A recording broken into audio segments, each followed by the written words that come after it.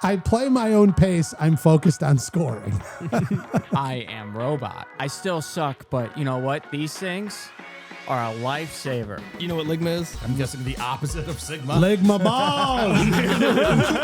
What is up, everybody? Welcome back to the Dan's Golf World Show, brought to you by the one and only Sports Illustrated. Yes. I will say, though, you know, guys, I'm struggling a little this week. It's a tough week because there hasn't been any super important golf on. You know, it's That is true. We're like, the summer's not over. It's still golf season. We can still get out and play. Josh, you were playing like crazy. Yeah. Oh, dude, I got to show you my product real quick that I bought. You bought something? Yeah, no plug. Saved my round and saved my golf game. He's pulling it out of his pocket. I still suck, but you know what? These things are a lifesaver. I'm going to be honest. I thought it was going to be a lime green rubbery toy. No, dude, this thing locks me in, man. Go on, let's see it. Get fitted with this thing. Fit it in. Get fitted in. Put it in. Helps keep you connected, keep the arms together. Let's see this bad boy. Oh, yeah. Yeah, dude. It keeps me locked in. Dude, can we get a little practice swing out of you? What do you got? Yeah. Little T-Rex going on over there. Yeah. Oh, I put it in between. Your headphones are all tangled up in there. Jeez. I like this. This is great for the audio listeners. Here we go. All right, let's see a little practice rip here. Oh, still goes the wrong way. Lefty. Oh, I like, you know, Josh, I like this. Keeps everything connected. Nice. No flying elbows, no chicken wing. Wow. There you go. Was it like a stocking stuffer? Did you go find it or? It was at Dick's. Nice. Nice. That's a sporting goods store, folks. There you go. I do not believe they sell anything neon green there. Well, that might be like in the new sports section because they're so prevalent in major sporting events these days. I don't know if I'm happy I didn't trip on the way there. I didn't plug anything on the way out. Oh, dude, it's always a close call. Hey, guys, where are we all emotionally at right now coming out of the news that Keegan Bradley did not pick himself to play in the Ryder Cup? I am ecstatic because I told you, all you guys. Okay, we do have to take a second to give Josh props for the fact that he stood alone on the call that Keegan Bradley would not be playing in the 2025 Ryder Cup. I don't know what Rich is about to say, but I'm on his side. Whatever. You know what? I already agree with you, Rich. Just want to put that out there now. If we go back to the shows every single time, I said, and I quote, the fan in me wants Keegan to pick himself. Yes. So I'm not saying that he stood alone in the only person out there that said Keegan wasn't going to be picking himself. Yeah, I felt like last week we took like a firm vote. We're like, who's voting, who's in, who's out? And Josh was like, so I'm alone here? Yeah, I think I literally said I'm alone here. I put my reputation on it, which I don't have one to begin with. Yeah. But whatever was left of it is just is now eviscerated gone. at this JJ point. Spawn didn't do enough. So bad. That's what, you know, I mean, our fandom just wanted that player captain. Well, I know. And it's I don't think the Ryder Cup means more to many guys than Keegan Bradley. But at the same time, I think how much it means to him went into the choice of saying, what is best for the team? If I pour my entire heart and soul into being the captain, and I don't do this thing that I want more than anything, proves how much he cares about the whole thing. So I don't know. There's some wins in it. There's some losses in it, but I'm still, little devastated, little heartbroken. I get it. I think at this point I've come to terms with it. I'm definitely still heartbroken. Oh, extremely. Do you think that do you think it is possible, though? What? That he could play and wholeheartedly captain and do the whole thing? I don't think so. Are you going to elaborate or just you I was waiting for your answer. But So, are you going? Go ahead. Am I going or you going? go. What are we doing here? Here you go. What are we doing? All right. So I don't think so. So there's just too much going on. The list of stuff that he has to do is humongous. Like compared to like I'm just going there and playing. No, this guy's got to make the matchups. He's got to make the lineups. He's got to do everything press. He's got to set the pairings. Didn't you just He's say got the to same thing decide twice in a who the row? groupings are. Yeah. He's got to figure out who's playing. He's got a lot to do, man. He does all the press stuff. He's got to write all that down so he remembers it. He does all the scheduling, man. I mean, the thing is it more work for it to be a player captain? For sure it is. But really, is it? I mean, once you pick your day's lineup, you're not subbing people in and out. It's you have all day, and then you can get with all your captains that night. You can analyze what's going on through the day, and then you set your lineup for the next day. Like, I don't think that what decision you made the night before on who's going to play what is going to determine anything as far as whether he plays that day or not. And you just said it right there. He has other captains. Yes. Like, it's not like he's the only person who does all of this. Right. Like, there's other people that are supposed to help. So Is there a limit on how many vice captains you can have? I would assume no. There's a lot, isn't there? There's like junior vice captains, Yeah. like, understudy vice captains. I mean, hey, let's get Charlie Woods in there as like some Yeah. understudy, vice junior, under captains. Let's get them all in there. I don't know. It's tough. But again, I respect his decision because to me, him not picking himself to me is a harder decision than him picking himself. And so for him to do that, Especially where he ended up, what was he, 9th, 10th overall rank? I don't know, but he belonged in there. Yeah, he did. I mean, he all right, let's run through. Let's take a look at some of the captain's picks here. Justin Thomas Lock. needed him, Yep. had to. That's a great photo there. It's a fantastic photo. That's great. Someone was just dialed on Photoshop that day. Right. Just in the zone. Keegan right in the middle. Look at him. And then we should pepper around like 30 vice captains around that. Do we know who any of the vice captains are? There's a list somewhere. There's definitely a list yeah. somewhere. Collin Morikawa. We were a little iffy on that pick. I don't 100% know that I was fully locked that he was going to be picked. But once I saw him come out with his shirt unbuttoned, looking nice and, his hair was all swooshed up. He was looking dialed. Ben Griffin was a lock. There was no sidestepping Ben Griffin in this. Creatine gate, the whole thing. He's doing good. Little surprised with this pick. Cameron Young. Though I think he totally belongs in there, I wasn't 100% that was happening. He had to dig a little deeper to bring him up. Patrick Zero Expression Cantlay. Oh my goodness. I mean, right?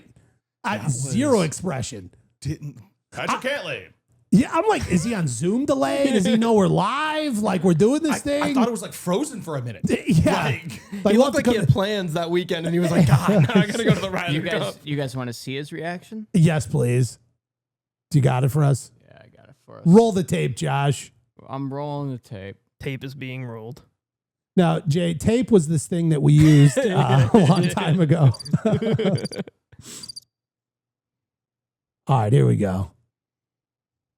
Without further ado. Our fifth captain's pick is Patrick Cantlay. Oh, nothing. I'll never get over that. I seriously thought it was frozen the entire time. And it's still, to me, like at the very first glance, looks like an escalator behind him. I thought he was at the mall. Yes. I'm like, where are we doing this at? Like at the food court? He's got no emotion. None.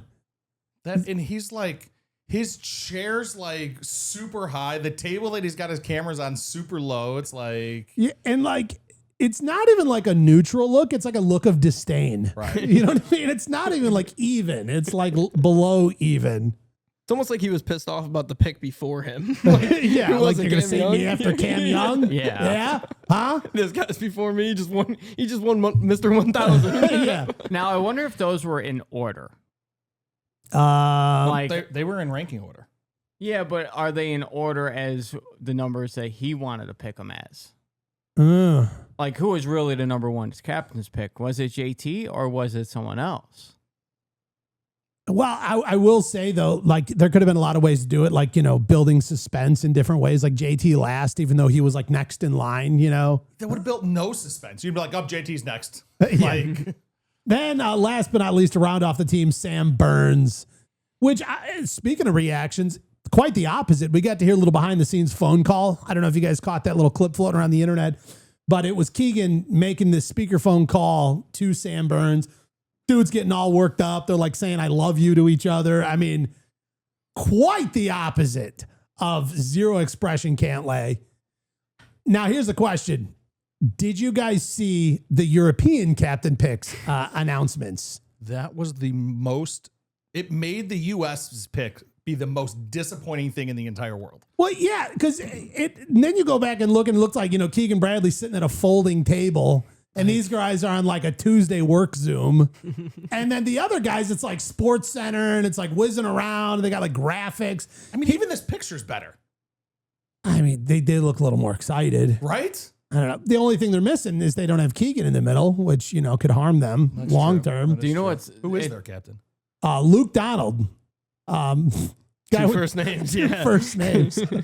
We're trying anything we can to make fun of these guys. It's We're almost- running out of stuff here. Dan, it's almost like Heavy Gilmore 2, where they have the regular tour and then they have the Maxi League, how they advertise their teams.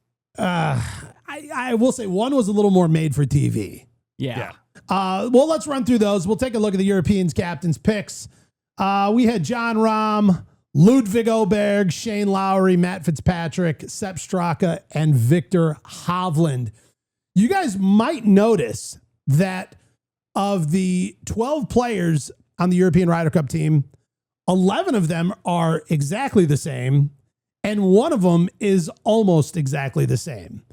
As we know, at the whatever random Masters that they play somewhere else that shouldn't be called the Masters, Rasmus Højgaard snuck his way in to a locked automatic qualifier pick.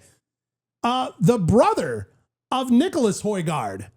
So in terms of last names, it is an identical match, 12 for 12 for Team Europe. You get interchangeable lookalike brothers, you know what I mean? And quite honestly, if one of them subbed out the other brother, I don't think any of us would notice a difference. No, they We'd be play the same, too. Yeah. Like, have a good one, Rasmus. He's like, yeah, okay. Like, sounds good. Usually, if one of them's up there, the other one's up there with them in the leaderboards.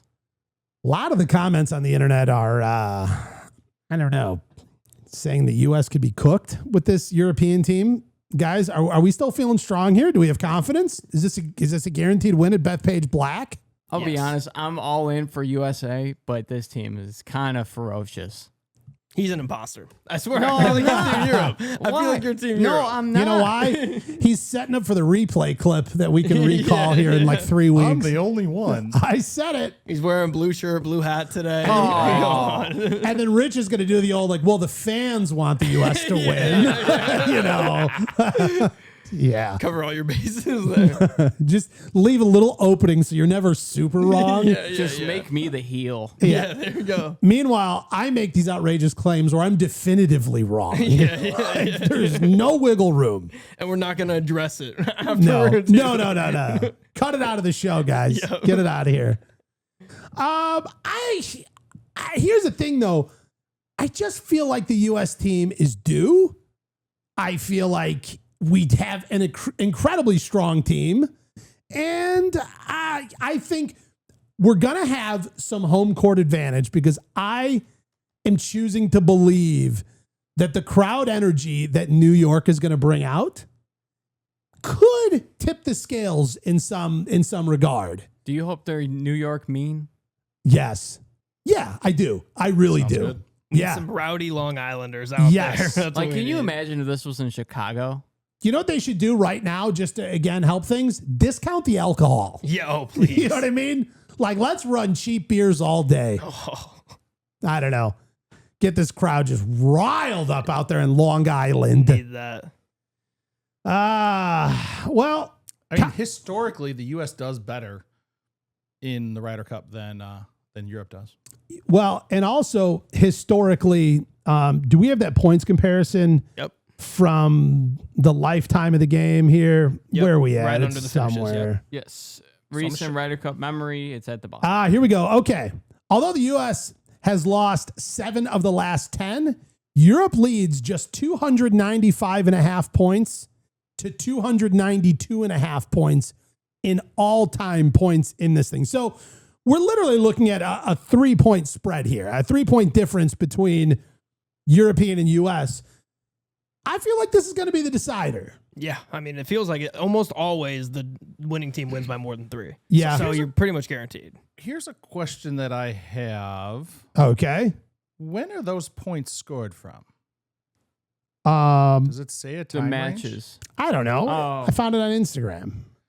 Because I'm looking up here, and since 1927 to 2023, this is the date range. So I don't know why they don't. That's the date range, right? Because it was 2 years ago they played. Yeah. I think that one starts in like the 70s. Or Oh, all-time points since we decided to start counting where it makes us look good. Yes. Because I'm looking here, the United States is 572.5 points, Yeah. where Europe only has 467.5. Oh, then we're gonna crush them. We're gonna crush it. Europe is behind this fake Instagram stat. Exactly. You know what? Wow. This is fake news. Ryder Cup propaganda. There we go. And we were duped. Josh probably posted it. Whose side are you on, Josh? It says here Wow. 501 matches to 396 matches won. I mean, we're crushing. We're crushing. And we're going to crush again this year. I also like that they're playing on a public course. There's something fun about that. Totally. You know, I love that. I love more than anything that I know that I can take my hard-earned dollars when they're all done and go play it and live that. Like, that's just so fun. like relive the moments. Yes. Wear all the USA gear out there. 100%, you know. Josh can wear the Ryder Cup, the UK stuff. You guys know that they have to shorten the first tee by 40 yards. Really? Yeah, they're shortening the first tee to make room for the Coliseum style grandstands that go around the first tee. And the only way to fit that in with the layout of the course was to just shorten the hole by 40 yards. There we go. Yeah. You don't hear that often when PGA goes to a course. Like, they're always like adding 100, Yeah. adding 200. Like, We got to chop shorten this it thing for- down, yeah. boys. The other thing I found pretty interesting, I was doing a little bit of research in, they talk about the captain of the home team gets to influence the course setup. Yep. So a lot of that stuff goes into it. But here was the most interesting part I found. This includes where they allow the ropes for the spectators to be. So they can decide that we want more room on this side or more room on that side for less trampled rough or more trampled rough. So that is like down to some of these nuances that Keegan Bradley, since he's not playing, gets to focus on. If you don't hit the fairway, crowd. Yeah, so, and now he looks at his team and he's looking at like, what's our, who are our big hitters? What's our big shot shape? What's the miss that we want to give ourselves advantage for? And where do we want to leave room? So with Bryson, who's able to crush the ball but can't find a fairway, we're going to put the ropes in super tight so Yeah, all the grass is trample it. trampled. Anywhere but around- a little bit closer, they Yeah. widen it way out. So that they're in the 400 deep round. yards off the Yeah, tee. Everything's trampled. Yeah. I think Yeah. I think you guys 350. Yeah. just answered one of my questions of why Keegan shouldn't be playing. You see how much work that is? Yeah, but he's not doing it the day That's of. exactly what my point is. And he's not alone either. Right. He's got Webb Simpson. Like, I doubt he's He's got going to be ChatGPT probably. He's got Gary Woodland helping him. he's going to be marching around out there Jim Friday Furyk morning helping him. having these guys scoochie the ropes back. Kevin Kisner. Scoochie. By the way, those are all his vice captains. Oh, I missed half of them. I think I was me talking too, over yeah. I didn't hear it. Damn thing. you. Did I? Gary Woodland? Gary Woodland, Jim Furyk, Kevin Kisner, Brant Snedeker. Snedeker. There we go. And Webb Simpson. Okay. So I guess all the good guys were busy. I'm kidding. No. Dude, Jim Furyk is like a legend in Ryder Cup history. And Kisner's hilarious. So what else do you need? Jim Furyk returns in the vice captain role in his fourth stint. Do we think pace of play is going to continue to be an issue through the Ryder Cup? I mean, looking who got picked. Yeah. With Patrick Cantlay playing. Yep.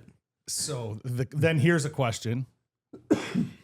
The fact that Cantlay is playing is do we think that the captain is going to like really like if he can adjust the rules where the ropes are, is he going to adjust the pace of play and just like, no, let him play. Let him do his Yeah. own thing. Like The like, course setup here is 11 minutes per shot. Yeah, right, yeah. You have all the time in the world. Well, we were looking into it, and I was like, I really want to understand pace of play in terms of amateur, novice, weekend warrior golfers versus pro golf. And here's one of the most interesting things I found. Do you realize on tour, these guys on average are supposed to have 40 seconds to hit the ball? That's actually a short amount of time. It's a very short amount of time. Wait, when does the time start? So the first player whoever's teeing off first, whoever is like up to their secondary shots first gets 50 seconds, but it's when you arrive. So let's say you're walking up to the tee from the last hole, you march on up, and once you get up and the caddy drops the bag and you're here, time starts. So now you get your yardage book out and you're like looking and the wind, and the Coriolis effect and all the stuff these guys are doing. They got 50 seconds for the first guy and 40 seconds for the following guys. So here's what I'm thinking. I'm like, I don't think that the average run-of-the-mill golfer out here at the local muni is doing it in 40 seconds. And these guys, as we know, take more time than anybody to put their shot together. I think we have a giant rules issue that is being completely unaddressed. 40 seconds. So what you're saying is, if I'm at the tee box, Yeah. whack the ball, you have 40 seconds to tee off? Yes. From the time you strike the ball. Well, it's really like from the time you like exit your shot. You hit your ball, you're watching it, it lands, you step away from the tee box, and now my 40 seconds begins. But the point is that nobody's doing that. Well, while this guy was getting his 50 seconds, you should have done some of your homework. Like start looking at your yardage book. Like you have that time. And similarly, now we get up to our second shot. And it happens once you find your ball. So if you're marching around, well, now you're into your minutes of ball searching time. But once you identify the ball, 40 seconds. Wow. 40 seconds. I mean, okay. So here's why I'm at. I'm running through. I don't know. Does anybody have a stopwatch or anything like that? We could play this out. Somebody, maybe your phone or something. My phone's hooked up. All right. I got you. All right. You got a stopwatch going? And starting now. Okay. So we get out of the golf cart. I'm at my ball. I take a look. There it is. It's sitting on the ground. I take a look up at the hole. I'm like, okay, there's no trees, nothing crazy going on. Let me get my little rangefinder out. Go over to the cart, grab it off, shoot it once. Oh, I didn't get a lock. Shoot it again. That number seems weird. Shoot it a third time. Okay, it vibrated. Confirm. All right, we'll say I'm 150 yards out. All right. With the conditions I'm hitting, I'll say pitching wedge. Walk back to the cart. I pull my pitching wedge out, step over to the ball, see everything's good, maybe take a little practice waggle, stand behind it. 40 seconds. Look at my shot. I want to see my shot shape. Everything looks good. Step up to the ball, maybe set my grip, kind of scoochie my feet a couple times. 50 seconds. Take it back, take a swing. 55 seconds. So that right there is sort of a standard shot routine for most golfers out there. And to me, I didn't stop and take a drink. The cart girl didn't come by. We didn't yuck it up and tell some jokes.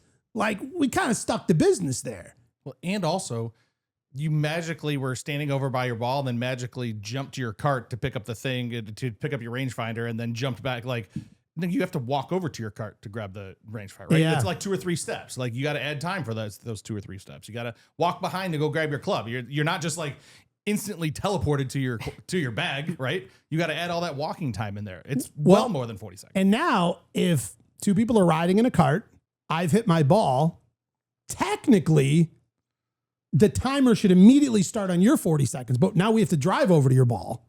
So we're not counting. No, it doesn't start till you arrive at your ball. Correct. But in professional golf, we go to our own ball. Yeah. I'm not standing by you and you're not standing by mine. So I'm just saying, here's more additional time. So now we're driving over to your ball before your new 40 seconds even starts, when in walking golf or professional golf, that timer sort of starts immediately. It's like you've hit the ball and now their 40 seconds starts. Yeah.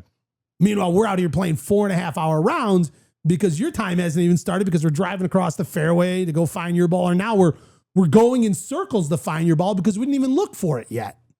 But I mean, not even compared to regular, just let's start enforcing the rule for the pros.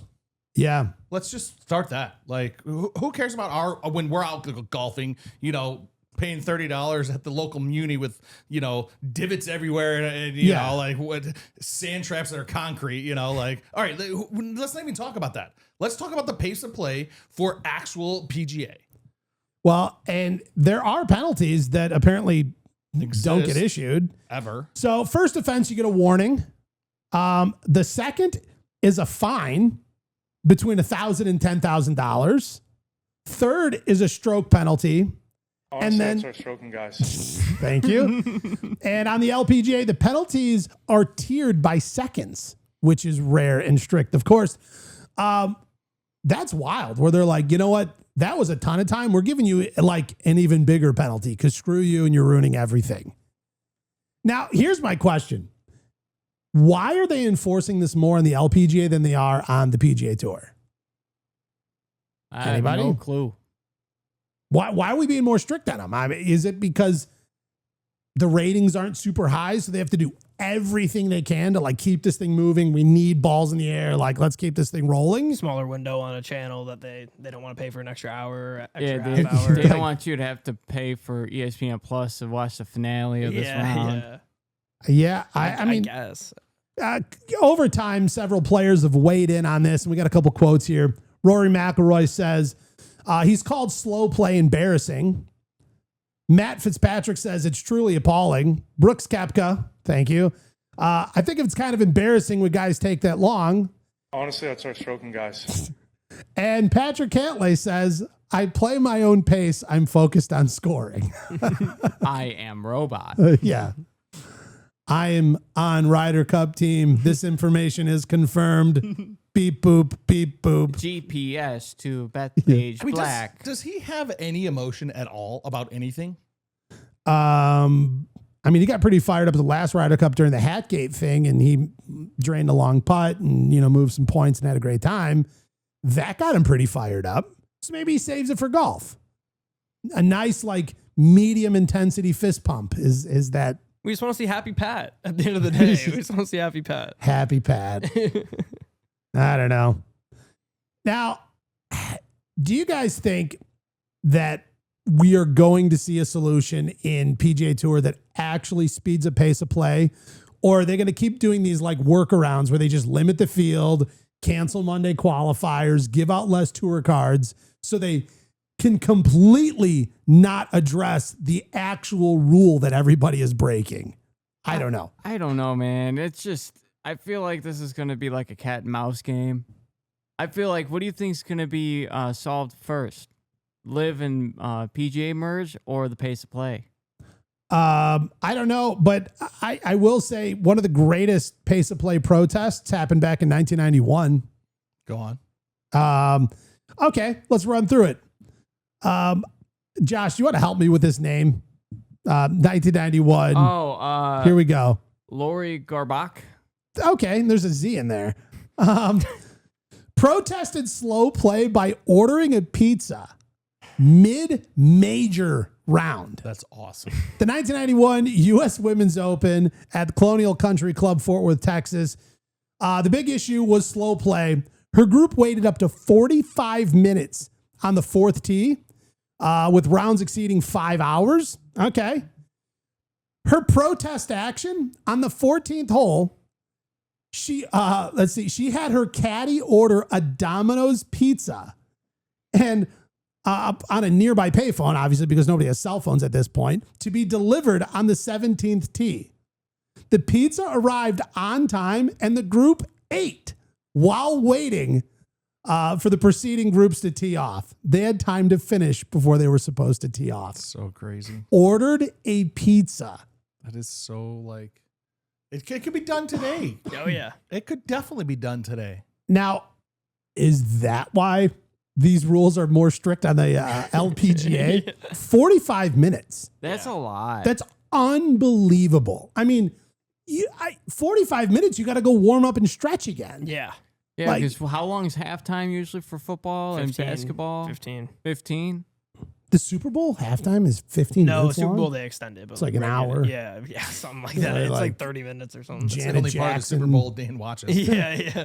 I and the didn't commercials. watch any of this last Super Bowl. No, Rumors Was your TV even Swift. on?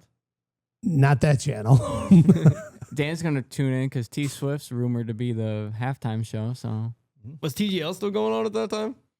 You could have been watching TGL. Early no, February. they wouldn't put it on with the Super Bowl. No sports are on during the Yeah, Super fair Bowl. enough. Yeah, it was a new sport. You never know. Yeah. Like, you know what? We should go up against the Super Bowl. Bowl, It's yeah. crazy. To have Tiger Woods for It would have won some Dan. no-name. It would have won you. Yeah, I'm like, nice. We got some golf on. Yeah. Meanwhile, like those guys are like, no, we want to watch the Super Bowl. This is stupid. This whole thing is stupid. 45 minutes though, and ordering a pizza is crazy. so mind blowing. It is so crazy. Like I can't even. Now, is that more impressive that it was that long of a wait, or more impressive that the pizza got there on time? You know what? A little bit of a Domino's commercial. I mean, You know what I speedy mean? delivery Yeah. right You know on what I the mean? course. You know, it reminds me of like, you know, those award ceremonies where like somebody delivers a pizza and then they have him on stage like during the awards. Like he gets to be up there during the tea, or like he's like carrying the bag and the pizza. Like, want to Well, I mean, welcome it probably him. didn't come that fast because it took, 3 holes to get there at 45 minutes a hole? I don't know if it was that fast. Need a breadstick? Even like, Could you imagine showing up with the pizza? It's like, no, I have to deliver this to 17th hole. Sir, there is a tournament going on. I'm telling you, I got to bring it here. right, like first I got to get parking. Yeah, you know you what I know. mean? Parking's like $25 or something, you know, gets up to the tickets and like scanning their little boop-a-doop. Ticket for Lori Garbage? Lori Garbage. Garbage is crazy. I don't know how to say it. How do we say that, guys? There's a Z in there somewhere. Garbage. Hey, I mean, do we think that that good old Keegs is going to really play with Patrick Cantlay and be like, hey, man, slow it down because I'm going to put you with Rory or something like that. Like, just play head games, get him knocked out of his rhythm. Like, yeah, if we look back, who could Cantlay piss off the most? right, yeah. Shane Lowry. Shane Lowry. Yes. Tyrell Fuming. Oh, Tyrell, dude. He just get Terrell just up there slamming clubs, just full blown mad. Meanwhile, Cantlay's not the same expression that he was on the Zoom call. Like, Well, here's what I will say. Don't put him up against Tommy because we saw how that went a couple weeks ago. Tommy fared that weather quite well. I don't know. Justin Rose seems like he'd keep his cool. John Rahm, Yeah, he'd probably fist fight him. No, he'd keep his cool. Dude, John Rahm was notorious for being wildly angry, and he had to work through that. yes. And then he calmed himself way down. And then he was like, he had this like epiphany moment where he was like, I don't get it. Why is it in other sports they can be mad, they can slam their water bottle, they get to spike the football in the end zone, like, and then in golf we just have to be like, that was a shot that I hit, and then it went that way. Unfortunately, I'm going to walk over there now. He's like, why? We put our heart and soul into this. Like, we are athletes here. We're competing for everything, and I'm not allowed to express any amount of emotion. And I felt like once he got to live and was like hanging out with Terrell a little more, he kind of juiced it back up. We've been seeing a little more Angry John. Well, and Angry John is only playing 2-hour rounds right now because he's playing over Live. They're a little more than 2 hours. But you know what I'm saying, though. Yeah. Like they're fast at Live. Like if you put Cantlay up there, and it's just gonna be like, So I was looking for sound bites for Rich because we moved over. Thank you guys you. haven't noticed. We got some sound bites over here. No one noticed. So as I'm looking for clips, I'm like looking for like funny golf like memes for like pressers and stuff to get some funny clips.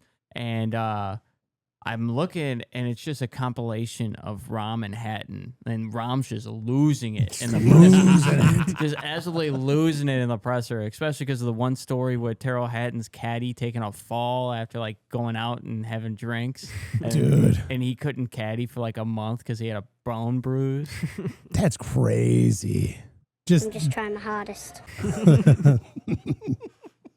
Wow. I'm just trying the hardest. We got the Walker Cup coming up. The amateur version of the Ryder Cup, if you will. A little less hype. A little less press conference-y leading around the team picks and stuff. Yeah. But I did Pebble Beach though. It is. It's in the town of Pebble Beach, but it's being played at Cypress Point. It's Cypress Point. The neighboring course. Because right there in that little corridor, you have Pebble Beach, Cypress Point, and Spyglass.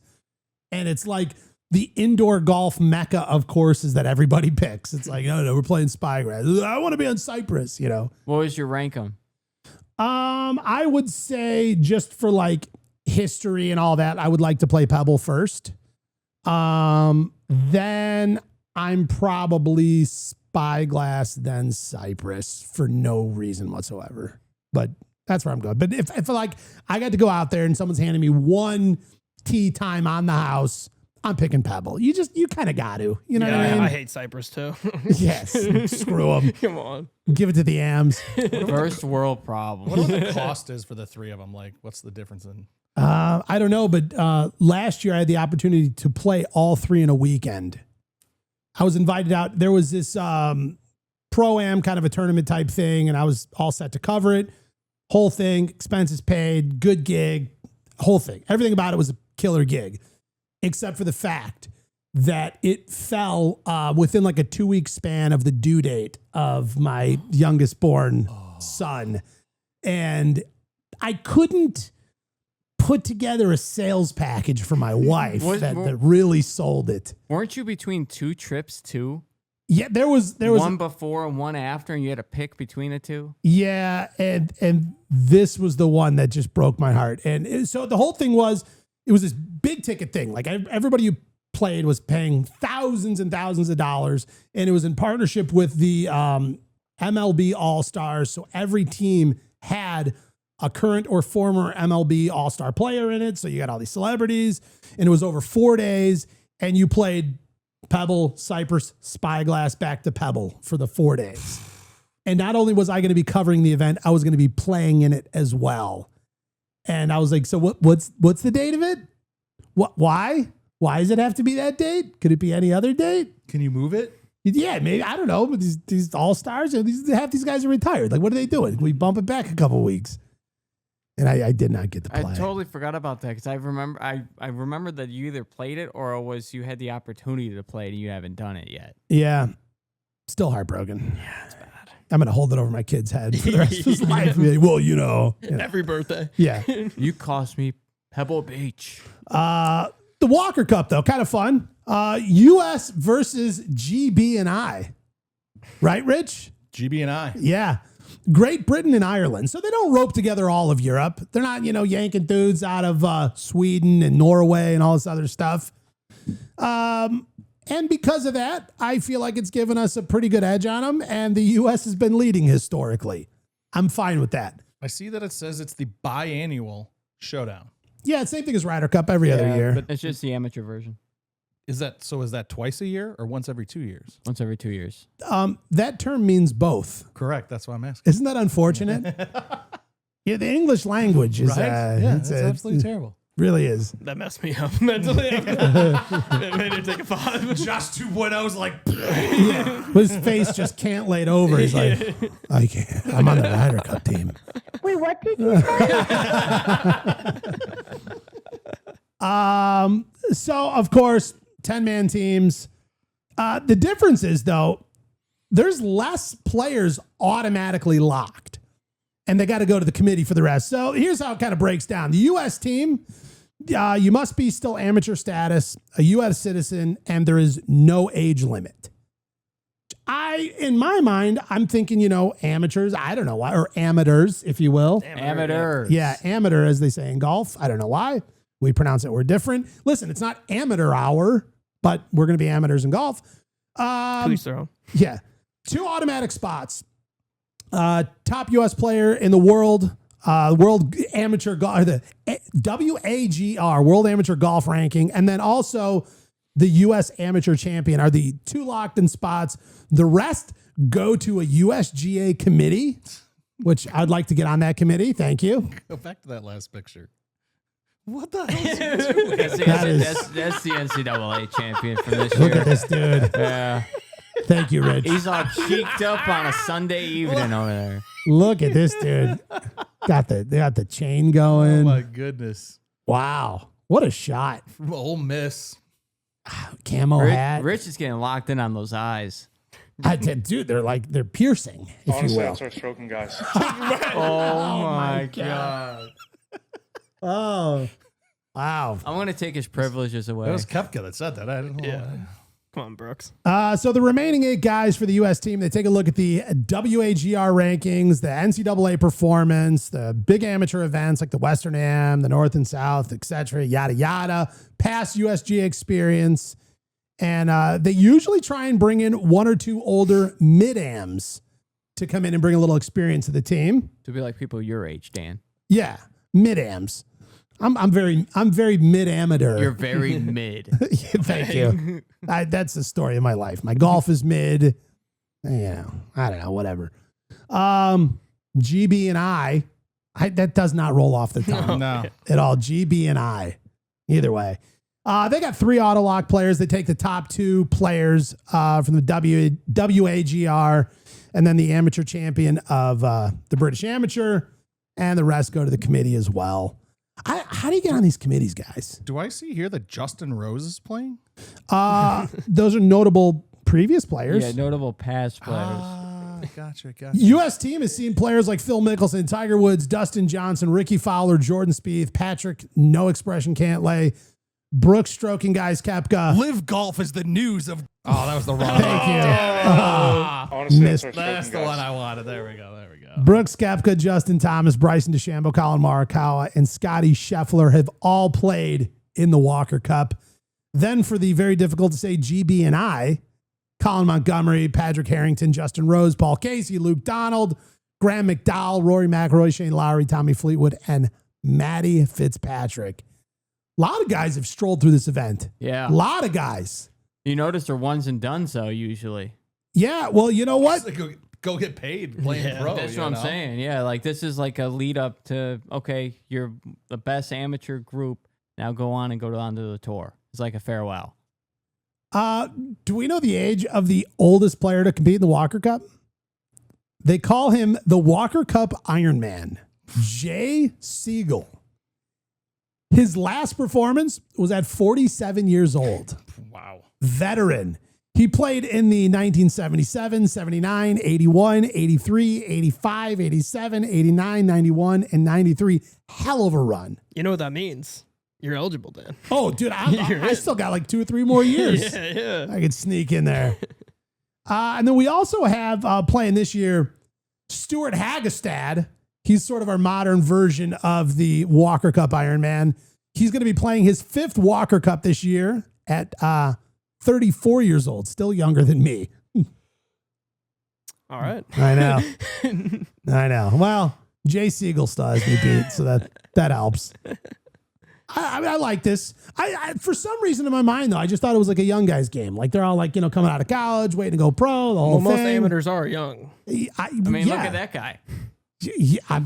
Rich can't stop. I wonder why. So why did Jay? I wonder not ever go pro. I think that's a really interesting question because obviously he's playing very well at the highest level at the amateur ranks. In for 20 years straight. Can I give an example? Yes, please do. So, not to make it about bowling, but when it comes to tournaments, bowling and golf are the same thing. Identical. In pro bowling, if you decide to go pro and you have your tour card, you can't do any amateur tournaments at all. So if these guys are top amateurs winning big money and they just kind of don't think that they got what it takes to make it pro, why would they? Just hang in there and ride it out. Hang in there and win all. You're probably not winning as much money as you would on the pros, but you're making a substantial living. Rather, there's a good chance Jay Sigel was never making the Ryder Cup team, but he sure got to play in a whole lot of Walker Cups. Yeah, like golf is probably his job.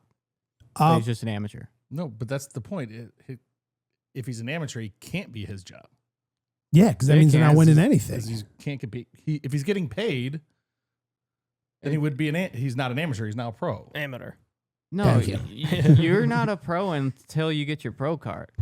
But can you win money as an amateur? You can win Doesn't that make you a pro? No, you got to establish your pro status.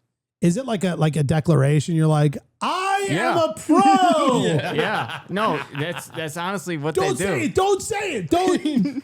Yeah. Stop. He was kidding. He was kidding. You would definitely have to clip in the office. Yeah. Wait, what did he declare in the office? Bankruptcy. Yeah, I declared bankruptcy. Can't just say it. He just declared bankruptcy. Wow. Thank you for pulling that reference for us. Do you get what I'm saying though? No, I'm still confused. Where you just Ready to move declare on, when I'm you're confused. pro. Like if you start signing up for pro tournaments, you're declared pro. So as soon as you drop your first registration at a pro event, yeah, you're a pro. I am pro. Yeah.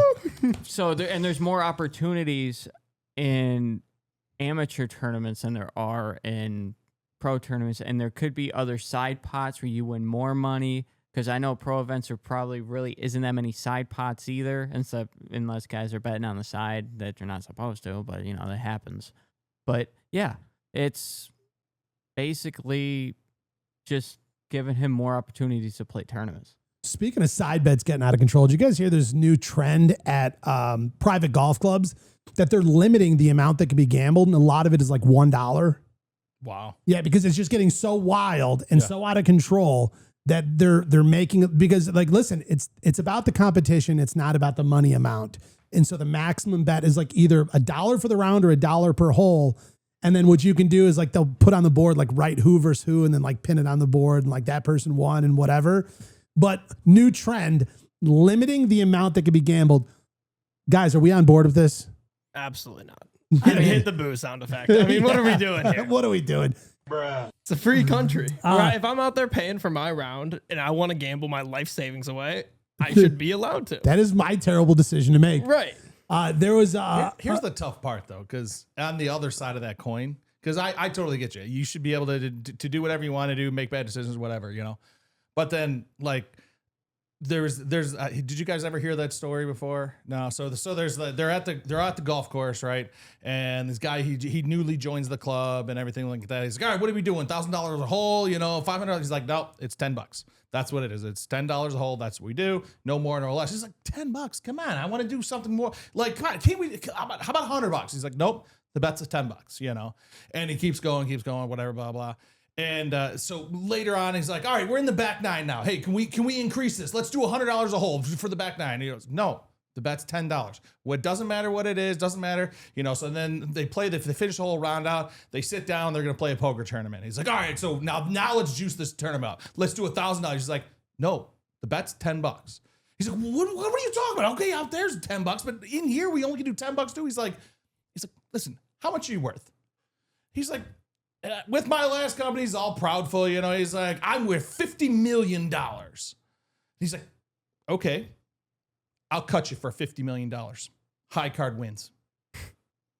Dude's like, what? He's like, I'm worth $2.3 billion. The bet's $10. Like, Jesus. Yeah. I'll cut you for it. This is like an old fable or something. I'm sure it's not true, but it's that's what because when you go to the country clubs, you've got everything from that, right? Right, yeah. You've got the millionaires, you've got the billionaires, you got no trillionaires, but you know what I'm saying. So the bet's $10. I mean, here's what I will say. I was a member at a club for some time, and club will go unnamed for the sake of this story.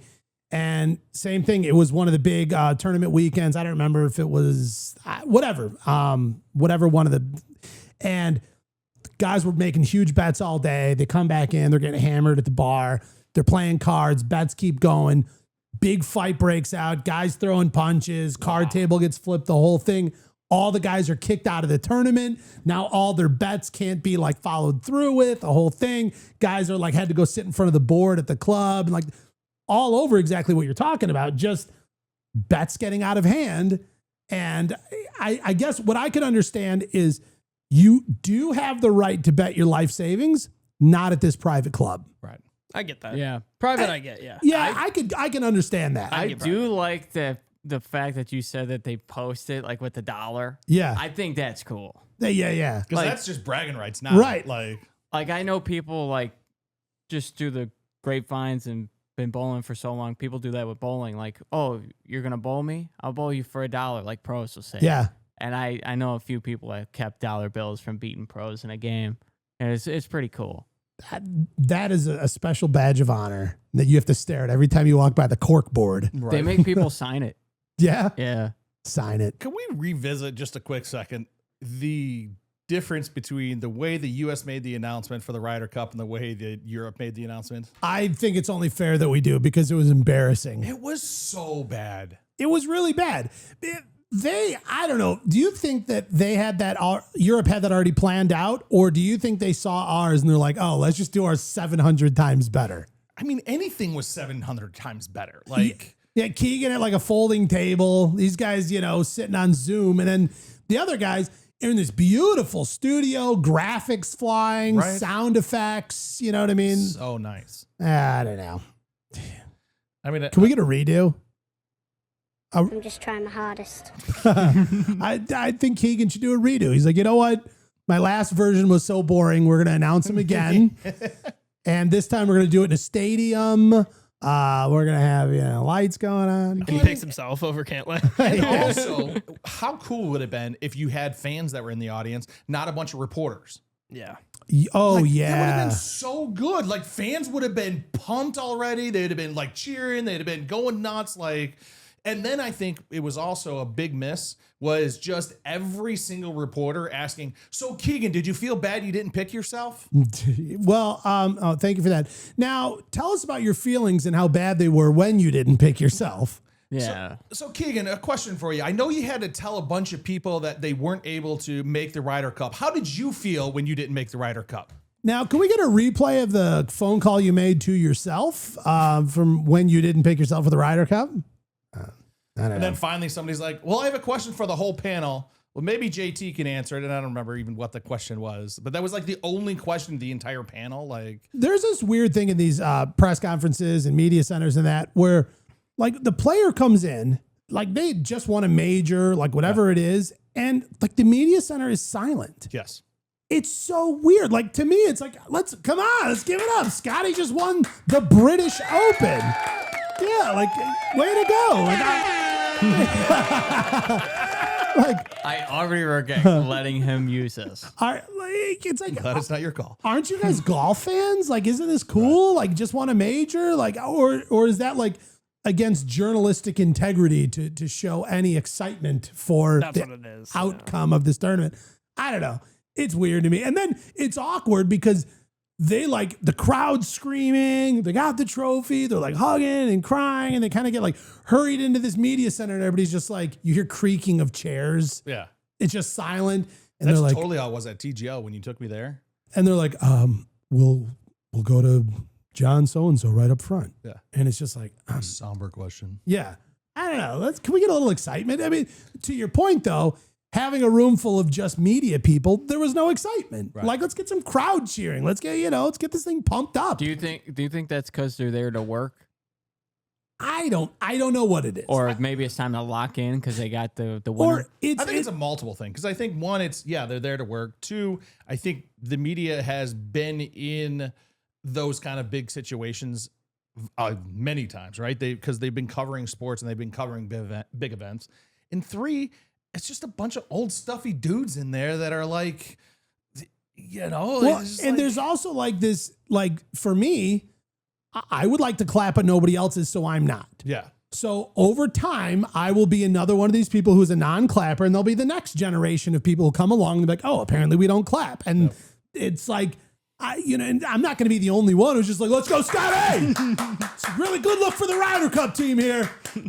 Let's do this. Could you imagine this year at TGL if you started doing that? Yeah. You should be awesome. that guy. You're already that guy. I'm totally that guy. Like, sit down to the front, Dan. I'm sorry. But I think TGL would respond the opposite. They'd be like, you know what? Like, yeah, let's get a little energy in this room. I mean, that's the point of this whole thing. Dan gets handed microphones without questions. Right. Yeah. And we're going to finish up with Dan. Oh, okay. I guess I have a question. Bring a good one. Yeah. Come on. We need it.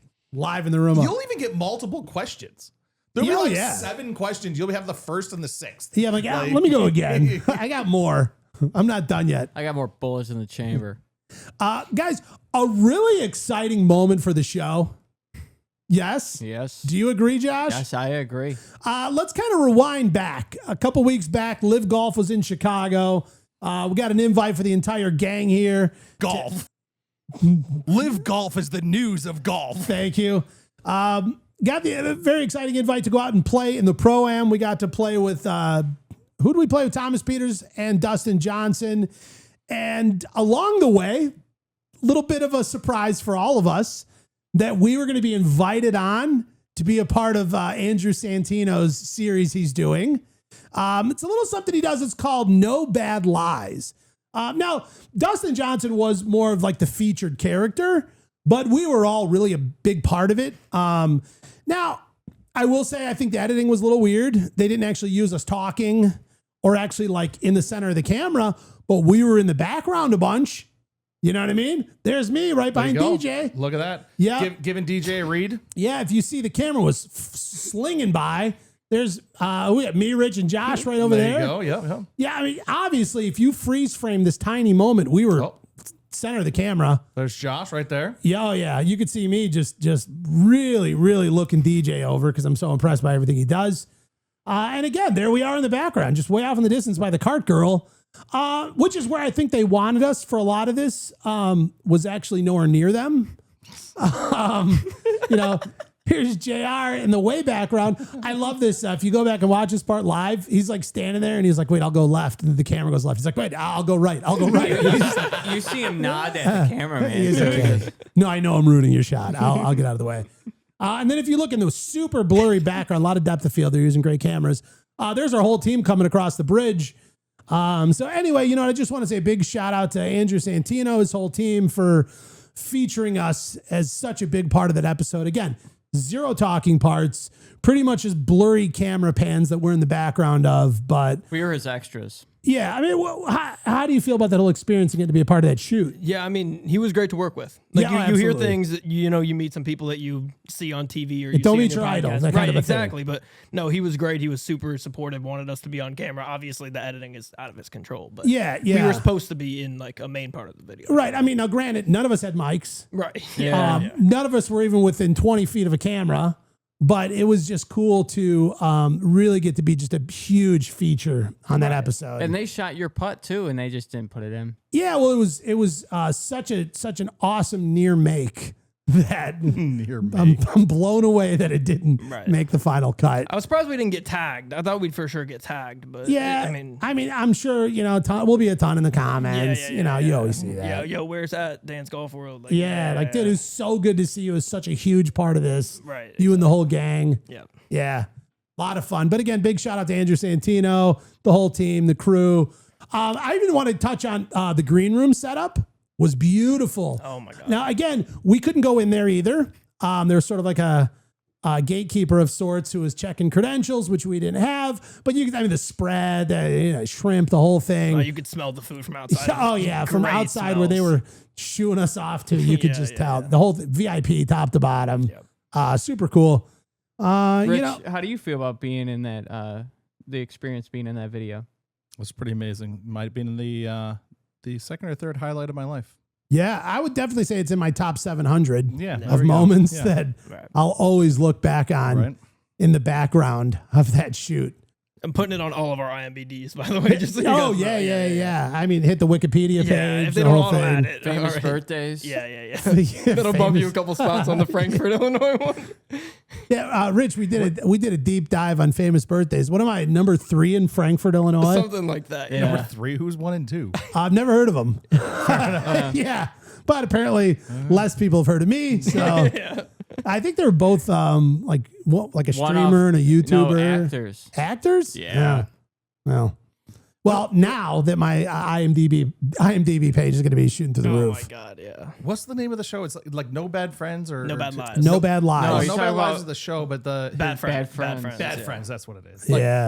I've seen some clips from that show, and it is hilarious. So funny, and we got to experience it in real life, right? Working with them, obviously. Yeah, I mean, to be that up and close and personal within 20, 30 yards of that comedy, right. I mean, I don't know. There's something cool about it. Yeah. Big win for the show. Big day for us. Maybe we'll get Andrew Santino, friend of the show. Friend of the show. Hey, you know what? You've been on once, you got to come back on again. Yeah. That's the rule. So we're waiting for that invite back. Yeah. We'll try and get within 20 to 30 yards of his manager, and maybe we can line something up here. Right, yeah, of course. It'd be great. Awesome. We got a game, don't we? We do have a game, a surprise game that you had me come up with before the show that those two know nothing about. I only know the topic. Yes. I don't know any of the details of the game. This is the first game I have not put together here. I'm very excited about that fact. You guys all have a piece of paper in front of you numbered 1 to 10 with a writing utensil, correct? It looks like a 5-year-old wrote my name exactly. down. Yes. Yep. Rich's was the worst handwriting for sure. You should be good writing down this name. Yeah, fair enough. Yeah. You write this name down every day in school. Rich, we're going to have to get some game show sound effects for you over there. We'll work on that. 100%. I mean, we've got the We got the applause. All right. We can work in there. Okay. That after you lose. Okay. So we'll need those for the end. The way we're gonna do this, I don't want anybody to steal anybody's answers. Okay. So I'm gonna rapid fire through the 10 questions, and you're gonna write down your answers on that piece of paper. At the end, you're gonna hand them to me, and I'm gonna go through the answers and read off what every one of you put. Oh my God. This is intense. Yeah. Do we have a title for the game yet? I just listed it as Gen Z game because that's what you told me to make. Yeah. So Gen Z slang game. yeah, we'll come up with something. I feel like Okay. we need like the Jeopardy music playing right now. Yes. Right, something like that. The breaking news music again. All right. All right, are you guys ready? Yes. The first one on here, and I'm not gonna put it in a sentence or give you any context. I'll spell it if you want, I guess. But NPC is the first slang term. Ooh. Okay. What do you Okay. think NPC? I just have to write means? down what NPC what you stands think for? it? No, not what it stands for. What you think it means? It's the only acronym on here, so you don't. All right. So if you don't know what it stands for, but you know what it means, you're good. Okay. These I'm boys are locked. hard at work. These boys are hard at work. When you're all done, let me know. I'll go to the next one. Rich, you're good? Am I considered a Gen Z? I don't think so. Or what are you, 34? I am not 34. Sorry, my bad. Oh. We're good? All right. Good. Yeah. All right, cool. Next one is phantom tax. What? Ooh. FANUM space tax. Phantom tax. Phantom tax. And the whole point Dan said of making this game was Josh is closer to my age. Dan has kids, and then you are older than Dan and don't have kids. So it's like different levels of what you know about You call me a Gen Z kid? slang. Yes. I guess, yeah. I'm 27 next week. You know what's funny is you made fun of his penmanship on our paper, and I'm looking and mine's 7 times worse. Yeah. All right. We're good, boys? Yeah. All right. Number 3 is a beige flag. Oh, yeah. Oh, what? Okay. Beige flag. Like the color beige flag. Bruh. I'll be honest, there was like 1 or 2 on here that I didn't know. But I figured maybe kids younger than me probably came up with it, so I throw it on here. How young was your panel here? What do you mean by panel of who I picked? Like where I got this from? Yeah. I didn't ask Go anybody. to a I came local up with it. preschool to figure this out? Yeah. What do we got? We're good? Yeah. All right. Number 4 is ratio. Oh. Not what does it actually mean, but you get it in the slang term. Ratio. That is number 4, by the way. Rich, good. Dan, you good? Yep. Josh, good? Yep. All right, number 5 is based. What does it mean to be based? Based? B-A-S-E-D. Based.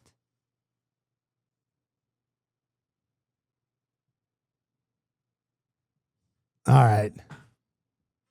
Dan, good. Rich, Josh, good. All right. Number 6 here is Sigma. S-I-G-M-A. Sigma. Sounds something dirty. I wouldn't do that. Come on. Sigma boy, Sigma boy, Sigma boy.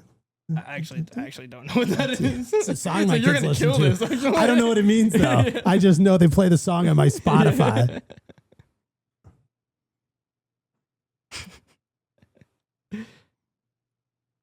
We all good? Josh has got a novel over there for Right. Sigma. Sometimes I But it's have hilarious to 'cause he's explain like- my words. He's like hiding his work, making sure I'm not spying off of him. I or don't want something you E like that. cheating Like- off my youngness. All right. Number 7 is moots. Ooh, that's- M-O-O-T-S. Moots? Dang. It would be hilarious if you guys just all went 10 for 10 and got all these. All right. M-O-O-T-S. Moots. All right. Good. All right. Number 8 is core. Core? Core. C-O-R-E, one word. Core. This is one of the ones I didn't know. But once I realized what it was, I was like, this should be on here. All right. Good. Everyone good? Number 9 is dog water. Dog water? Dog water. Josh will know this one.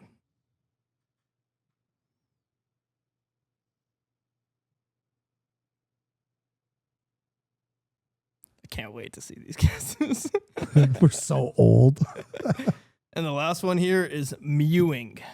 MEWING, mewing. Yeah. Is a verb, if that helps you. A verb is an action word. Thank you.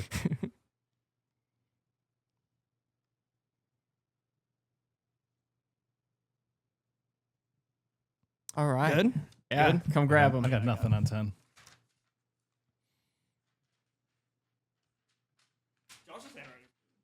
I got good penmanship. Oh, yeah, Rich's was worse than mine. Oh, yeah, I'm terrible handwriting. I have good penmanship. Or is it penmanship or Penmanship, yeah. penmanship? Like a penguin. I really don't want to be flipping these papers in the mic, but I'm not sure. No, it's okay. It's a game. All right.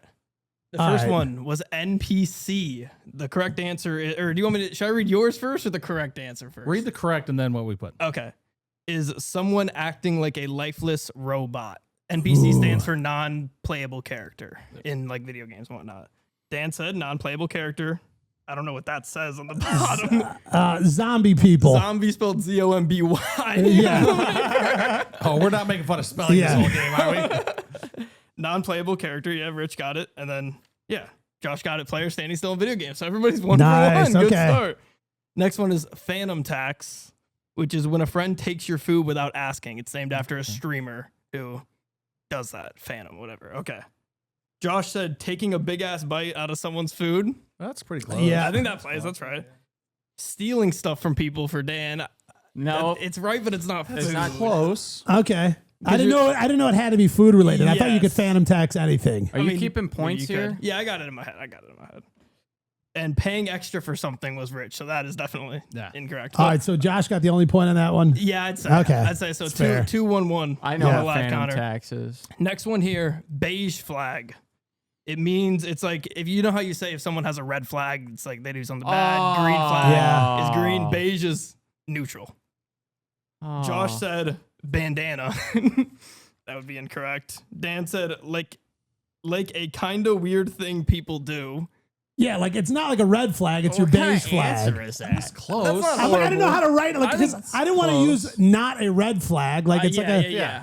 because it's always like my husband's beige flag. Yeah, is. okay, you get it. Yeah. And Yeah. we didn't give you the point for stealing stuff, so I think we Okay. give you the point for that one.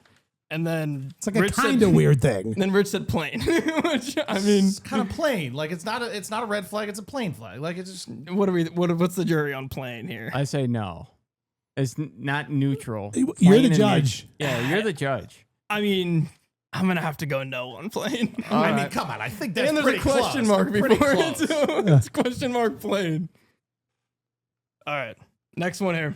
Ratio. I'm pretty sure you guys probably all got this one. It's when a reply gets more likes than the original post. Oh, you I ratio somebody. I put a different type of ratio. Definitely did not get that. Comparing things to one another, dudes, girls, or likes to comments. That's what Josh said.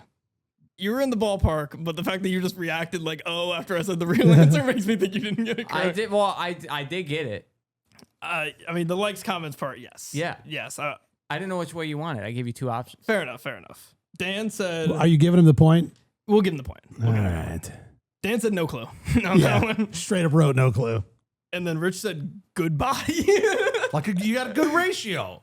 Like she's walking out, she's got a ratio. Okay. Oh, body ratio. I see what you meant there. Oh. That's not the way that the internet uses it, but I understand what you were trying to say. So what are we at now? 3, 2, 1. Yeah. 3, 2, 1. Okay, next one here is based.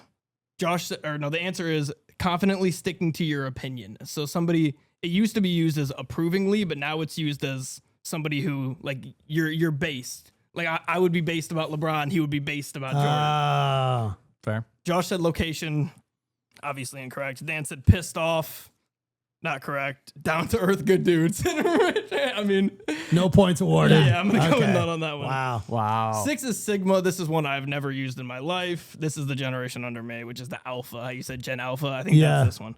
A lone wolf personality type, often memed as ultra independent. Is the term. Rich said Riz. Riz. Josh said, I mean, I picture somebody with Sigma. They got Riz. Like I don't know. yeah, I don't know about that one. Josh said it's like Ligma, which is, you know what ligma is? I'm guessing the opposite of sigma. Ligma balls. Perfect. Set you up for that one. And then the last one here, Dan said a good thing, almost like alpha. That's like the lone wolf, the alpha. I think I'd give you that. All right, I'm taking it. Because that's in the ballpark. Yeah. That's in the ballpark. What are we at now, Dan? 3-3-1. Okay. With number 7 up is Moots. Yeah, I had no clue what this Dan was. said no clue on Moots. Josh said something bad. Or sorry, Rich said something bad. Josh said the main thing. What is it? What's the Or no, answer? Muddy Boots. Sorry, you said that for the next one. Sorry. Muddy Boots is what. Muddy Josh said. boots. It's short for mutuals. Like, Oh, like that we're was moots. close. We're mutuals. Like, wow. like mutual friends online. Moots. Yeah. Okay, nobody got that one. 8, core. Have you ever seen those videos where it'll be like a podcast and then they'll cut to like nature and it'll be like a cinematic sound in the background? That's what core is. No way. It's just taking things and making it cinematic for no reason. I'm going to assume you guys didn't get this because I didn't know this one either. I got it. I dropped You a did? no You got clue. it? Main thing. The main thing. What's that? Core. What's the That's main not what he thing? just described, but okay. If All we're right, just never giving out mind. free That- points. Yeah, no points. And awarded. then no clue from Dan and Strong from Rich. Dog water is the next one here. This came from video games, came from hot dog water. Saying someone is hot dog water at a game means they're bad at the game because hot dog water. And then yeah. just became dog water somewhere through dog the youth. water. Not, Josh said that shit's ass, which is correct. There Dang. Dan said something is bad, which is correct. we go. And then Rich said bad, it's garbage. You guys went 3 There for we 3 go, on there we that go. one. Look at that. And then number 10 is mewing. No clue. Rich did not give an answer to this one. It's a TikTok trend about reshaping your jawline Yeah. by putting your tongue to the roof of your mouth. But there's also like You know this? yeah, but because like the Rizzler does the hand movement, which is they Mewing. call the mewing, but the actual technique is the tongue to the roof of the mouth, Correct. to shape the jawline. Correct. He's all over it. Yeah. Hit the horn. Come on, nothing. There it is. Read my answer. Josh said, dressing up as Mew the Pokemon in cosplay. And then Rich didn't answer, so you're the only one that got a point there. What are we at? Wow, so that He won. took me to the lead. 5-4-2. Go. Wow, I love that Dan Dan wins beat the game that Josh. he came up with. my Love that Dan beat Josh. Way to go, Dan. Wow. my 9-year-old boys have at least kept me somewhat I up am to an speed old here. soul. You are. You're ancient. Seems like it. You guys are never going to hear me use probably any of those words in real conversation, but hey, maybe. Ratio. Yeah. No ratio. that's not yeah. even- Still good. I'm using that for a good body. Like, Like, we'll never use phantom tax. We'll just use dad tax. Yeah. yeah. Well, I use dad tax regularly, so that's fine. Are your kids saying these words to you often, Dan? Um, You've heard a lot of these. yes, in passing, and Yeah. you know, again, they say things that I have no clue what's going on. Right. Yeah. Yeah. Oh. News. Oh, I think it's just playing through my computer. It's not even like coming through the house sound. Yeah, it's not even going through the sound. I hear it. Yeah, I think it's just coming through like hearing it through via the mic. osmosis. There we go. Oh, whatever. It's my favorite part. I get to play the news sound, and I blew it. God. You know what? I'm never going to work at a news station because I suck at this. That's why I need the news over Rich, here. you're getting the news button. All right, well, in breaking news, Charlie Woods with the hole-in-one again. It's about time. We love seeing Charlie out playing. Look, he's dressed up for the Ryder Cup himself right here. Did Ralph Lauren put this outfit together? Probably not. Sunday red. I like it on him. Charlie Woods down at TPC Sawgrass, the stadium course, par 3, hole number 3, 177 yards. Charlie does it, dunks it right in the hole at the AJGA Junior Players Championship final round. I will tell you what, folks, I got one hole in one, 173 yards. Nice. So he and I are pretty much brothers in this hole-in-one thing. Although I'd be willing to bet Charlie would have done a little better on that last test than I did. I'm just guessing. Wow. That puts him at 2 aces in 9 months. I was there. I was in attendance for the last one, the 2024 PNC Championship back in December. He was there with his dad, Tiger, dunked himself a hole-in-one. And his dad tells him, he's like, well, you know what that means? You got to buy drinks for everybody back at the clubhouse. And he's like, Dad, I don't have any money. He's like, Dad, serious? He's like, I don't know how this works. I can't afford it. But other Did you get a hole drink? No, I wasn't invited into the clubhouse with Tiger and Charlie in whatever area they're in. But you know what? The spread looked great. They had shrimp, all kinds of stuff. You could smell through the wall. Other hole-in-one news, Viktor Hovland also just got himself an off-season hole-in-one. Generally, I'd be pretty excited for him, but leading up to the Ryder Cup, I think it's luck, and bowling a 300's way harder. Well, I just think it's embarrassing. But I'm only saying that this week. It's embarrassing to fake a hole-in-one. So that's like my whole thing is like, why would he do that? Yeah. Wait, did he fake it? Is it real? He faked it. It's fake. Are we calling it fake? It's a deep fake. Wait, did you say bowling a 300's harder? I did this week only because Viktor Hovland made a hole-in-one, and I'm trying to discredit it for 1 week out of the year. His fingers were crossed. So yeah, for the sake of the Ryder Cup and trying to take the wind out of the sails of Viktor Hovland, I am agreeing with that point for 1 week only. Thank you. Yeah, that's it for breaking news. That's all I got.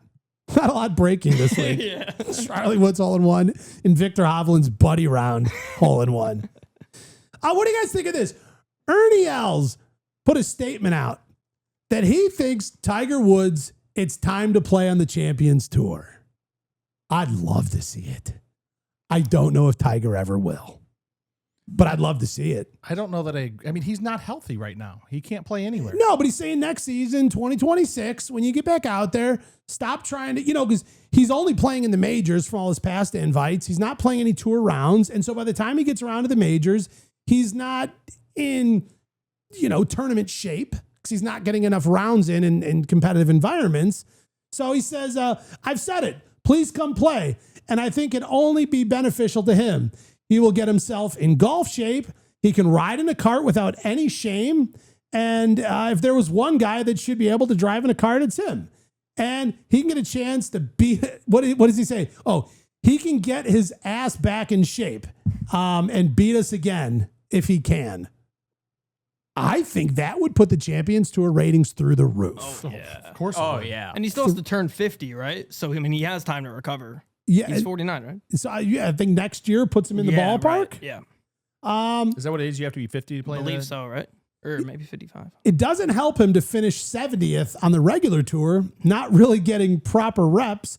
He can shoot 66 on the Champions Tour, get his confidence up, and make those birdie putts under the gun. I think he's making a good case here. Agreed. I think Ernie Els is onto something. Tiger Woods, let's get you on the Champions Tour. Let's get you out there. I don't, whoop it up on these old dudes. Hopefully, I think. I don't know. I am in full support of this. Are we all in agreement this is a good idea, Rich, or do you completely disagree and hate it? I would like to see him. Well, I think it just depends on how healthy he gets back off when he comes off. I mean, he snapped his ACL. That's a huge Achilles. Achilles. Yeah, Achilles. He Still snapped his healing. Achilles. Yeah. Right. So you don't know how you're going to come off with that. Like, is he not going to even be able to walk the course so he needs to be riding? Like, is it going to be John Daly and get the medical exemption from HIPAA and let him ride around the course? What I do think is it would do nothing for his health because he would grind for the Champions Tour like he's in his 20s. Right. You know what I mean? He's just like he says 1,000 balls a day, doing his whole regiment, like just lifting massive weight. What if he goes in and just absolutely tanks? Don't say that. Oh, In honor of the person who used to sit in the seat that I'm sitting in right now, I think anytime we can get Tiger on our TV more, it's better. That's where I view it. and maybe it's I like would agree with that. he's baiting him out there. And so these guys who have never beaten Tiger finally can. They're like, finally, like I beat Tiger Woods. It only took me 40 years. Yeah. I'd love to see it. How much shorter are the courses for the old guys? The old guys tour. I think they're probably playing like, where we play. We don't play on the tips. We play on the ones like the second farthest tees. I think Like they the men's probably tees, play probably. there. Yeah, they're not called men's tees anymore.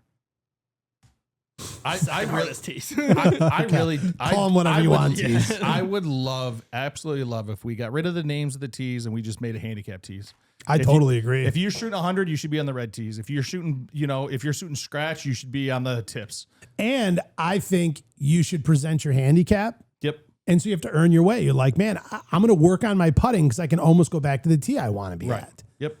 Maybe, dial in the short game. Meanwhile, I'm at the range last night. I'm hitting balls. And the amount of guys that come out and just pull driver first. Yeah. They just step up and just start smashing driver terribly. The guys who do this, of course, are all hitting the ball the worst. Me. I'm like, what are you doing? Like, I know it's called the driving range. Maybe we should change the name of that. We're going to change the name of the tees. Let's change the name. How about like the work on your game place or something? I don't know. We need a new name for it. These guys straight to driver. I'm thinking about it in reverse. Like if you wanted to go to a easier tee, like you're purposely missing like putts, like 5 putting on the green to lower your handicap. Yeah. I've only hit one hole from the tips, and it was only because we were playing those bad golf cards or like the card game, and it said you had to start from the tips. I'm like, oh, okay. But that's the only time. How'd you feel back there? I felt like Lost. I don't belong. Lonely. Yeah. Hello. But I'll be completely honest. I am not opposed to playing a whole round on the front tees. Well, that's what Bryson DeChambeau says. Play the forward tees and get used to scoring. Yep. And people are like, well, you know what? It's stupid because, I'm a 20 handicap, but I can still drive the ball 300. It's like, yeah. Do you think that's consistent? Are you hitting fairways at 300? Or are you stomping through the woods looking for this ball? Also forces you to learn how to like shot shape and like what clubs to hit, because like you're so far up sometimes where your normal driver hit will be in some shrubbery where you need to lay up with like a 3-wood or like a 4-iron or something. But it's always the worst golfers that argue this point. It's never people who are like high quality golfers that are like, no, that's the stupidest idea and we should let anybody who wants go way to the back. Like it is. And the thing you always hear is like, well, you know what? The only way I'm going to get better at this game is by playing it at its fullest. It's like, nope, that's actually not. That's not true. That is a false statement. Speaking of going between tee boxes, Grant Horvat just released a video. I think it was either yesterday or it was the weekend. It was him versus Bob. And Bob had to start at the edge of the green, farthest most from the pin. And Grant played a normal round. He only won by 1 stroke, and it was a playoff. No. That's awesome. I saw He finally beat him, though. Like the highlight. What course was it? Oh, I don't know. Was it really hard course, I'm assuming? I don't know. When Bob gets out of his car carrying his putter. No bag, nothing. That's what I saw. Yeah, comes walking in from the parking lot with just his putter over his shoulder because that's the only club he's using. I was like, Bob's comedy is just so good. It's so good. Golden. Absolutely golden. I don't know. So it says here that the championships tour lengths are usually about 65 to 7,000, 7,100. Okay, they're considerably shorter. Yeah, I mean, not like crazy, but a decent amount. About 300 yards is on average shorter for the whole 18. That's substantial. I'd say that's substantial, yeah. I mean, that's the difference between the tips and moving up 1 tee box, basically, right? To the, what do we call them now? The whites? Or the not men's? The second, the third whisper. Depending on the place, either second or third tee. Yeah. Oh, I agree. We're still calling the tips though? Yeah, tips are tips. Well, and also there's a difference between back tees and tips. The back tees are the last set of tees. The tips are where they can be as far back as they can go. Yeah. So the middle tees then. So if the course is tipped out, then you know that they have it stretched. But you can be playing the back tees, but not necessarily playing the tips. What? Although I think in golf lingo, if you're going back and play the tips, we playing the tips. Absolutely. Yeah. Like what do we want me to do? You want me to pick the little like ball marker things up and move them back? That's not legal. You're like clearing out bushes, trying to move it back. What I always thought was funny was when there's a super young youth tournament, like a super junior, where they're super little and the middle of the fairway is like the tee box. Oh yeah. Which, again, like there's a lot of people who say, like, if you're just starting golf, like you don't even know how to swing the club, go to the start of the fairway and play from there. And a lot of them say 7-iron. just keep hitting your 7-iron. Like you don't know what you're doing it. Like you don't have one club figured out. Now you want to I'm going to try a 4-iron and then a 3-wood. And if that's the case, just go to a par 3 course. It's true. It actually says here, what's funny is the champion tours, they usually hit about 300 yards less, but the actual tour, the actual courses are anywhere from 400 to 600 yards shorter. So it's it's even shorter. I mean, that's a considerable amount each hole.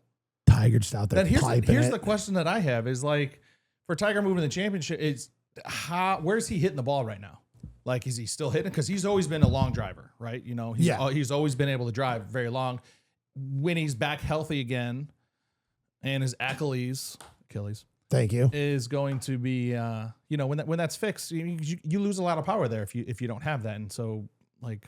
I don't know. Well, and then he's got one of his ankles is welded together. Right. I mean, he's got so much going on. I don't think his spine moves at all. Like it's just locked into place, all fused every single vertebrae. He's got his tendon cut. Oh, right? It's walking out like RoboCop.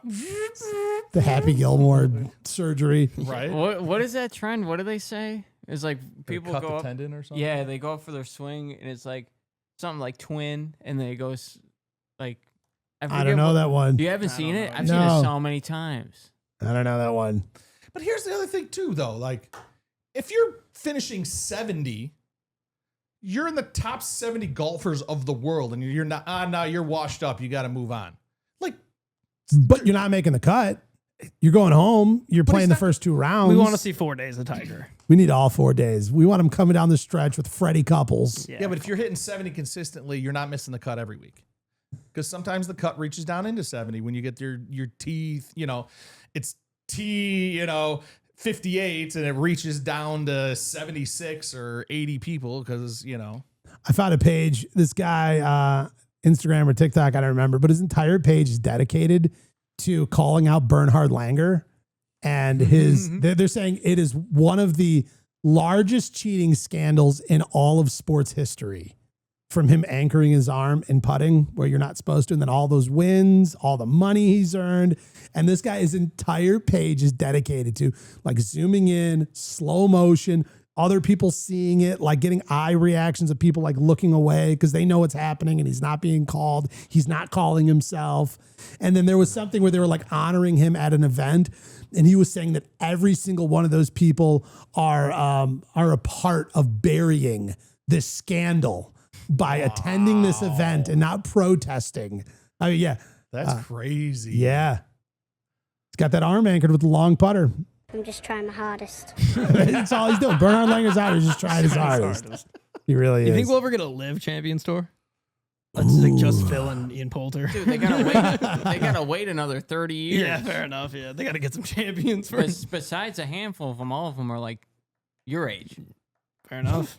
That's what I'm saying. It's just Phil and Ian Poulter. There's 2 sides. There's the really young gang and then the very aged gang. Very aged. No, it's the young game and the PGA Tour guys. Yeah. Well, I'm saying though, you've got, Ian Poulter's getting up there. I'm not saying he's an old guy yet, but comparatively, he's been doing it for a long time. He's an old guy. Yeah. Phil. He's an old guy. Louis Oosthuizen. Yeah.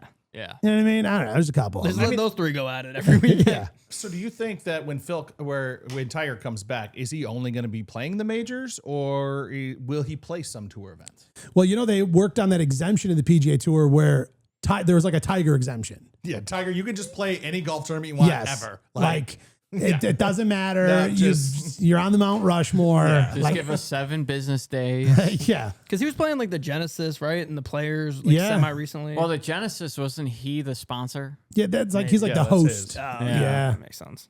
And then there's also the Hero World Challenge, which is also the Tiger tournament that he hosts. Yeah. There's a lot of that. The Genesis is the invite only, right? Yeah. Same with the Hero. Yeah. He just only likes invites. That definitely makes sense. Yeah, Tiger, you can just play. Yep. For sure. We're going to have so many eyeballs watching this television. Well, because they're we'll go with top money earner, which, he is, but because prizes are getting so much bigger, from what he won in 2022, that is just devoured. You know what I mean? Or 2002, I mean. Sorry, 2002. When it starts getting, it's the top money earner, but adjusted for inflation. Yeah. Plus, if you carry the one. Plus, And whoever And by fan votes, and whoever most fist pumps, whoever's got the most fist pumps over a tournament winning putt. And there's like, let's stop lying to ourselves and just make a Tiger exemption. yeah. Do we know if what's going to happen with TGL with Tiger and his team? Are they going to just replace him? No, there's 4 people on the roster. But that's what I'm saying. Are they going to replace Is he his just roster sitting out spot? permanently? Yeah. Or is he going to be good by then?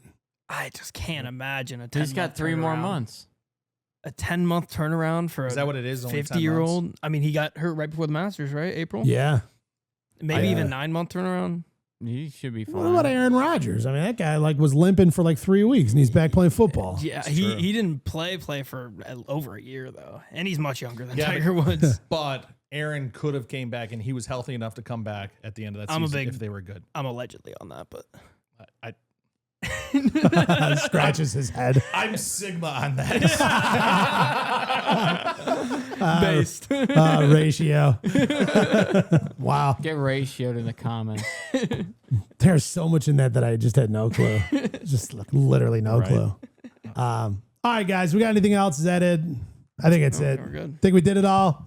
We said it all. We've covered everything. Well, then I guess that would be it for this week's edition of the Dan's Golf World Show. Hey, whatever platform you're on, hit subscribe, press buttons, comment, make fun of us. It's fine.